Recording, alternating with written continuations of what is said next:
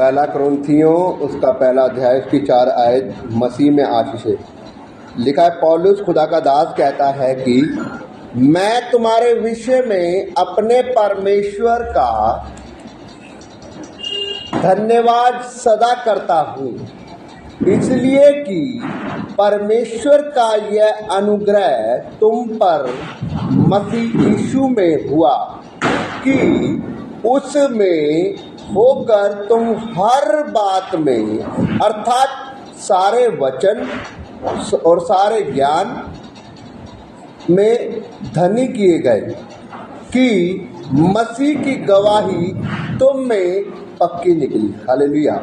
परमेश्वर का दास पौलुस इस प्रकार से कहते हैं अपने जिन लोगों को वो ये लिख रहा है, खत लिख रहा है, लिखा है कि वो उन लोगों को कहता है कि मैं अपने परमेश्वर पिता का क्या करता हूँ, सदा ही धन्यवाद करता हूँ। किस लिए? वो इसलिए धन्यवाद करता हूँ कि परमेश्वर का यह अनुग्रह, परमेश्वर का अनुग्रह क्या हुआ है, तुम लोगों पर प्रभु यीशु मसीह में हुआ है। परमेश्वर का अनुग्रह तुम लोगों पर जो चुने गए हो, तुम लोगों पर जो मसीह का अनुग्रह हुआ है वो प्रभु यीशु मसीह में हुआ है कि जब तुम प्रभु यीशु मसीह पर विश्वास करते हो तो प्रभु यीशु मसीह में तुम में किसी भी बात की घटी नहीं रही। तुम सिद्ध हो चुके हो, तुम में किसी भी बात की घटी नहीं हुई और तुम क्या हो चुके हो, परमेश्वर में पक्के हो चुके हो। लिखा है 5वीं आयत में कि उस यीशु मसीह का की ओर से क्या कहता है 5वीं आयत कि उसमें होकर तुम में हर बात अर्थात सारे वचन सारे ज्ञान में धनी किए गए हो प्रभु यीशु मसीह के द्वारा, कि मसीह की गवाही तुम में पक्की निकली। तुम वचन में भी खड़े निकले हो और तुम धन में भी धनी किए गए हो कि मसीह की गवाही तुम में पक्की निकली है। यहाँ तक कि किसी वरदान में भी तुम्हें घटी नहीं और तुम हमारे प्रभु यीशु मसीह के प्रकट होने की बाट भी जोते रहते हो।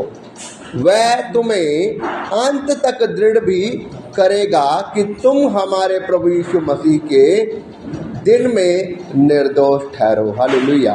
परमेश्वर का वचन कह रहा है कि तुम में किसी भी बात की घटी नहीं है, क्योंकि तुमने परमेश्वर पर विश्वास किया और जब तुमने प्रभु यीशु मसीह पर विश्वास किया तो तुम में किसी भी बात की घटी नहीं। क्यों? क्योंकि परमेश्वर ने जब तुम्हें चुना और तुमने परमेश्वर पर विश्वास किया और जब तुमने प्रभु यीशु मसीह पर विश्वास किया तो तुमने अपना जीवन उसे दिया और जब हमने अपना जीवन उसे दिया है तो लिखा है कि हमने ज्ञान के अनुसार, उसके ज्ञान के अनुसार चले, उसके वचन के अनुसार चले। और जब हम में सारे वचन से सारे ज्ञान से और साथ ही साथ धन से भी धनी किए गए हैं तो हम में मसीह की गवाही है वो पक्की निकली है कि हमें किसी भी भली वस्तु की घटी नहीं है यीशु मसीह के होते हुए। हालेलुया। यहाँ तक कि किसी वरदान की भी घटी नहीं है, क्योंकि जिस दिन हमने प्रभु यीशु मसीह को ग्रहण किया उसी दिन प्रभु यीशु मसीह को जब हमने अपना जीवन दिया, हमने पानी में डूब के बपतिस्मा लिया, अपने पापों से तौबा की, बाइबल कहती है उसी दिन परमेश्वर ने वरदान के रूप में अपना पवित्र आत्मा हमें बयाने में दे दिया। हालेलुया। यहाँ तक कि वरदान की कोई भी घटी नहीं। और तुम हमारे प्रभु यीशु मसीह के प्रकट होने की साथ ही साथ बाट भी जोते हो। क्यों बाट जोते हो? क्योंकि हमें पता है कि वो प्रभु यीशु मसीह जल्द ही आएगा अपने लोगों का अन्याय करने के लिए।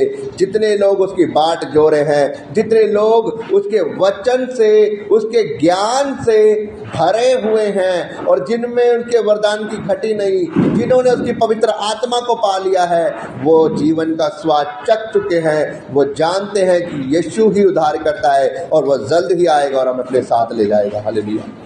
इसलिए परमेश्वर का दास कहता है कि तुम उसके बाट भी जोते हो और वो कह रहा है 8वीं आयत में, वह तुम्हें अंत तक दृढ़ भी करेगा कि तुम में क्या हो, तुम हमारे प्रभु यीशु मसीह के दिन में निर्दोष ठहरो। क्यों निर्दोष ठहरो? क्योंकि तुम उसके वचन के अनुसार चले, तुम उसकी आज्ञा के अनुसार चले, तुमने उसके वचन में, तुम सारे वचन में, सारे ज्ञान में तुम क्या हुए हो? खरे निकले हो। मसीह की गवाही तुम्हें पक्की निकली है। परमेश्वर तुम्हें अंत के दिनों में क्या करेगा? निर्दोष पाएगा और वो तुम्हें अपने साथ ले जाएगा। हालेलुया। 9वीं आयत कह रही है, परमेश्वर सच्चा है जिसने तुमको अपने पुत्र और प्रभु यीशु मसीह की संगति में बुलाया है। हालेलुया। परमेश्वर क्या है?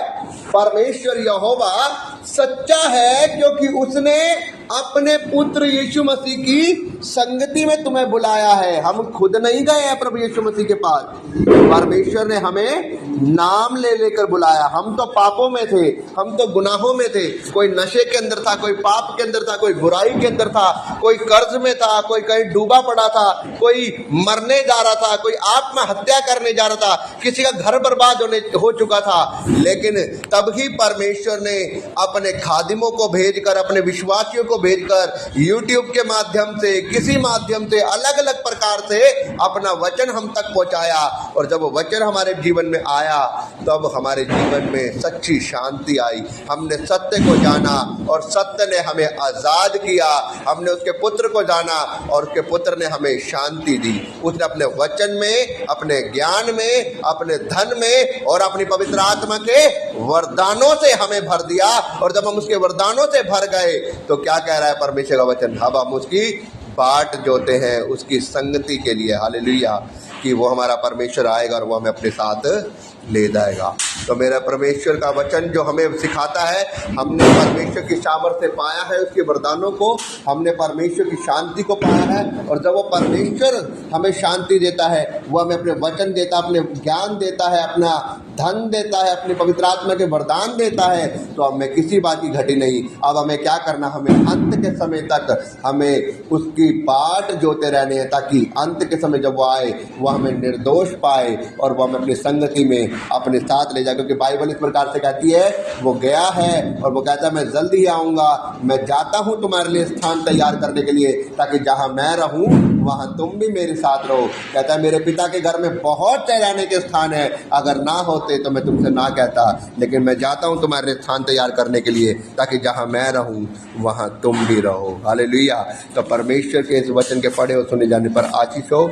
हमें अंत के समय तक परमेश्वर की बाट जोते रहने हैं और अपने आप को तैयार रखना है। परमेश्वर के वचन की महिमा हो, शुद्धि हो। परमेश्वर का धन्यवाद। आमीन।